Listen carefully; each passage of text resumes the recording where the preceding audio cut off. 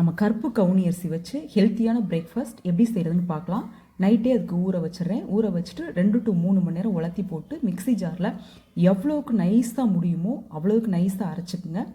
அரைச்சிக்கிட்டு கொஞ்சம் திருவின இஞ்சி, தேங்காய் அரை மூடி, பாசிப்பருப்பு கொஞ்சம் அவிய வச்சுருக்கேன், அதையும் சேர்த்துக்குங்க.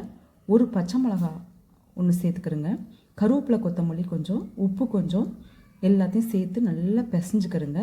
பிசைஞ்சிக்கிட்டு கொஞ்சம் நெய் விட்டு நல்லா பிசைஞ்சு உருண்டையாக நல்லா பிடிச்சி வச்சுருங்க. எங்கள் ஊரில் இதை ஸ்வீட்டாக செய்வாங்க. எல்லா கல்யாணத்துலேயும் இது இல்லாமல் ஒரு கல்யாணம் கூட நடந்ததில்லை. ரொம்ப ஸ்பெஷல், செட்டிநாடு ஸ்பெஷல் இந்த ஸ்வீட்டு.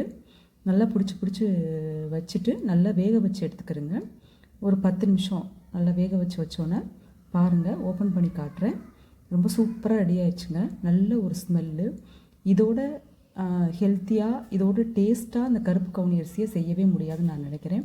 சூப்பராக இருந்துச்சு. ஹெல்த்தியான பிரேக்ஃபாஸ்ட். நல்ல ஒரு சட்னியோடு அதை சாப்பிட்டு பாருங்கள். டேஸ்ட் வேறு லெவலில் இருந்துச்சு.